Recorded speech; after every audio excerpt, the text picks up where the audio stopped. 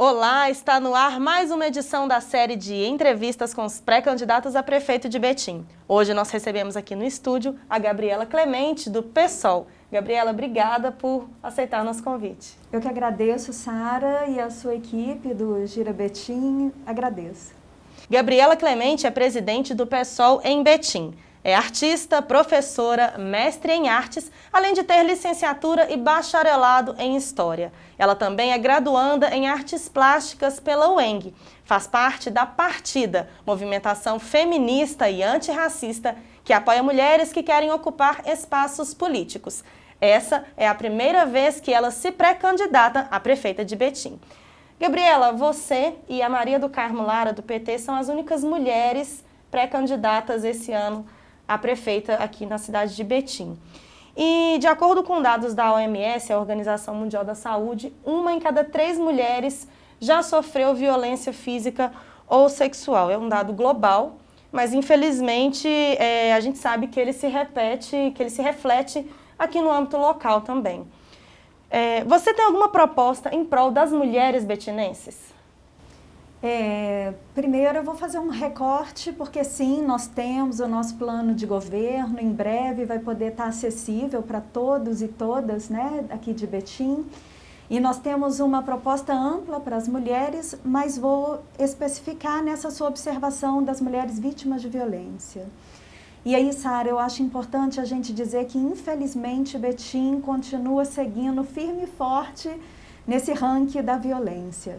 Como se não bastasse a violência em relação a crianças e adolescentes, nós temos também uma crescente de registros em relação à violência contra as mulheres. Para você ter uma ideia, Betim foi uma das poucas cidades que teve aumento no caso de denúncias de violência, contrariando a perspectiva de outras cidades que registraram quedas. Então, qual que é a proposta do PSOL para essa campanha que em breve vai se iniciar? Que a gente, de fato, efetive a rede de proteção. As mulheres com prioridade, mas entendendo que cuidar das mulheres é necessariamente também cuidar dos seus filhos e de suas filhas. Então, a gente quer, de fato, propor que a rede de proteção, ela se concretize. Fazer uma boa articulação com conselhos, grupos, o setor judicial, polícia, essa estrutura, ela precisa funcionar. E há alguma coisa acontecendo que os casos estão aumentando, ao invés de ter uma queda. Para registrar, eu acredito que a gente não pode mais ter notícias como a que nós tivemos aí há cerca de 2 semanas atrás, que um pai inconformado com o término do seu relacionamento, querendo atacar a ex-esposa, acaba assassinando seu filho de 3 anos. Então, pensar numa rede de proteção para a mulher, para nós do PSOL, é essencial que a gente expanda essa rede também num diálogo para criança e adolescente. Porque não dá, a gente não pode mais ser conivente com esse estado que nós estamos vivendo em Betim. Bom, sua formação profissional está voltada para as artes e eu queria saber como que você enxerga o cenário cultural em Betim hoje, do ponto de vista de incentivos do poder público, e quais são as suas propostas para essa área? O setor da arte, o setor da cultura, ela é particularmente uma área querida para a gente. Não só pela minha formação, mas a gente entende, né? Nós somos um partido que entende que nós devemos sair dessas estruturas convencionais de gestão da cidade e trazer a arte, a cultura, o lazer, a proteção ambiental como pautas estruturais para a construção de cidades melhores. Então, a gente está com bastante carinho nesse assunto e nós temos uma infinidade de propostas. Mas eu gostaria de ressaltar aqui que a nossa principal proposta é fazer uma inversão, é mudar um pouco dessa relação da cultura com a cidade. Eu poderia te dizer, Sara, que hoje nós do PSOL consideramos que a cultura é praticamente um feudo em Betim. Nós temos uma estrutura encastelada, quase que com direitos hereditários, né? Porque quando não está na mão de uma determinada pessoa, esse poder ou essa estrutura está na mão de familiares dessas pessoas. Nós temos aí a presença de um partido político gerenciando a estrutura cultural da cidade há década, e eu poderia falar décadas. Então a gente vê aí que há um problema, porque o que a gente entende? Betim é uma cidade riquíssima em termos de artistas, em termos de gestores culturais, em termos de produção de arte e cultura. Nós temos aqui no município hoje pessoas que são premiadas internacionalmente e que não recebem nenhum apoio direto da estrutura pública cultural da cidade. Então, há algum problema. A gente pensa também, Sara, que nós devemos criar condições para a construção de uma política cultural realmente democrática. Na verdade, radicalmente democrática.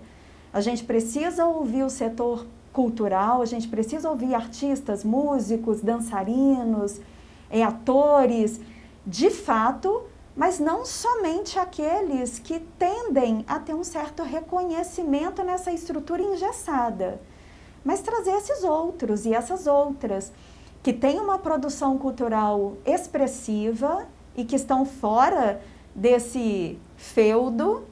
Nós temos que ouvir tantos outros que trabalham com educação, que trabalham com ensino de arte e que nem sempre têm essa voz dentro do município, trazê-los e, principalmente, a gente tem que ouvir a população. A gente, de fato, tem que saber se o que está sendo produzido e fomentado de arte e de cultura, ela atende, de fato, às necessidades dessa comunidade betinense.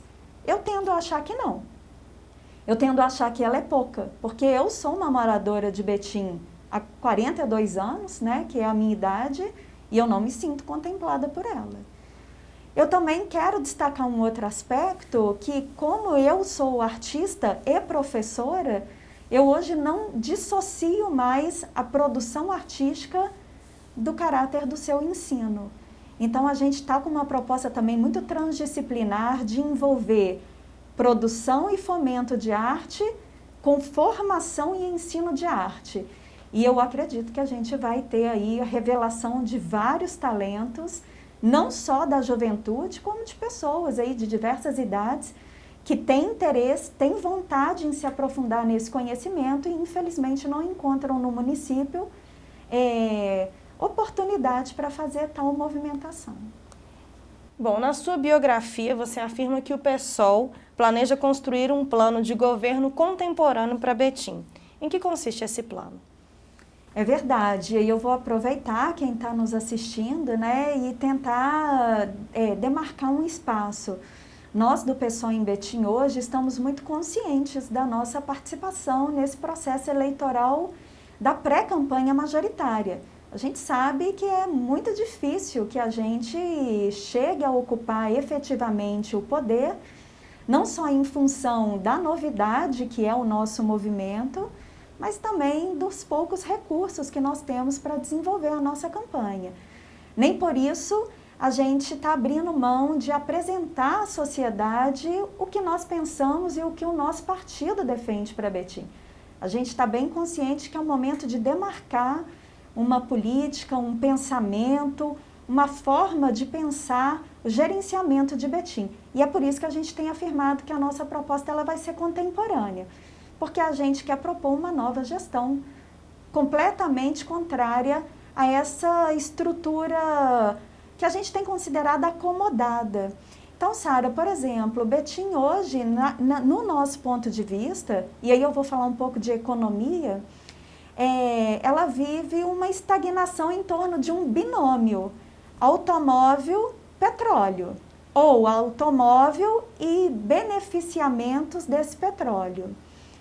É importante? É muito importante. Nós temos orgulho dessas grandes empresas que inclusive deram, né, origem e projeção ao nosso município, com certeza. Mas um município como Betim, ele não pode ficar restrito a isso.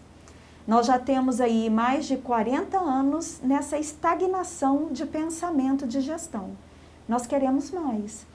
Nós queremos desenvolver uma proposta de desenvolvimento que abarque os trabalhadores e as trabalhadoras. E toda vez que a gente fala trabalhador, você que está me assistindo não precisa ficar preocupado que eu estou falando só dos funcionários, não é isso. A gente também inclui pequenos empresários, microempresários, pessoas que querem desenvolver um negócio próprio, podendo chegar até os médios empresários. Porque nós entendemos que toda essa estrutura, ela requer de incentivos direto do município, ou seja, do Poder Executivo. Então, Sara, é urgente que Betim amplie as formas de geração de renda, criação de oportunidade, desenvolvimento de políticas de bem-estar e que não fique só voltada a uma estrutura tradicionalista. Então, a gente estava falando, por exemplo, da arte e da cultura. O setor artístico, o setor cultural na Europa hoje é uma realidade. A gente quer falar de economia criativa. A gente quer colocar Betim dentro dessas pautas, dessas discussões que são contemporâneas, fora do país, porém com uma abordagem socialista, com uma abordagem que não veja só a acumulação de riquezas ou o favorecimento de pequenos grupos em detrimento da grande maioria. A gente estava falando aqui no início da rede de proteção às mulheres. Nós queremos empoderar as mulheres nos espaços políticos, nos espaços de trabalho. Então, tudo isso vai gerando novas concepções. A questão da participação da população dentro dessa construção, ela é lugar comum para a gente, ela precisa acontecer, mas a gente quer mais. A gente quer ouvir especialistas, a gente quer trocar ideia, a gente quer fazer audiências públicas, a gente quer diversificar. Para terminar, eu quero só ressaltar uma coisa. Como eu disse no início, esse binômio automóvel e combustível, petróleo e os seus beneficiados, ela é uma dimensão importante para nós, e aí eu gostaria de ressaltar. Nós temos aí a refinaria Gabriel Passos. É uma renomada refinaria com avanços tecnológicos fundamentais. E nós estamos aí correndo o risco de ver ela ser fatiada e privatizada. E aí eu te pergunto, o que nós temos de consistente dos governos que estão aí, ou do governo que está aí, alertando e informando a população sobre isso? Então a gente quer proteger, nós queremos nos posicionar politicamente favorável à não privatização da refinaria Gabriel Passos, que hoje é a empresa que mais contribui com os impostos de Betim, mas nós queremos dar um passo além. A gente quer ter honra, quer ter orgulho, quer saber o lugar dessas grandes empresas, queremos nos afirmar como um governo que defende essa estatal, mas nós queremos ampliar a forma de fazer política. Por isso ela é contemporânea. Gabriela, mais uma vez, muito obrigada por vir aqui no Portal Gira Betim conversar com os eleitores aqui do nosso município. Eu que agradeço pelo convite, pelo espaço, a sua equipe que também nos recebeu. E eu desejo que para todas e todos nós, moradores e moradoras de Betim, que nós tenhamos uma eleição com seriedade, com bastante discernimento, sabendo que nós estamos em plena pandemia. Essa pandemia ela é uma estrutura mundial e que nós vamos sofrer ainda mais os efeitos dela. E eu desejo que todos os pré-candidatos, tanto para a chapa majoritária quanto para a proporcional, de fato abram mão, né, de interesses pessoais, escutem a população e vamos trabalhar em coletivo. E se você quer ver as entrevistas com os outros pré-candidatos de Betim, acesse girabetim.com.br. Não deixe de nos acompanhar também nas nossas redes sociais, no Instagram, no Facebook e o nosso canal no YouTube. Comprometido com a democracia, o portal Gira Betim segue na cobertura das eleições 2020.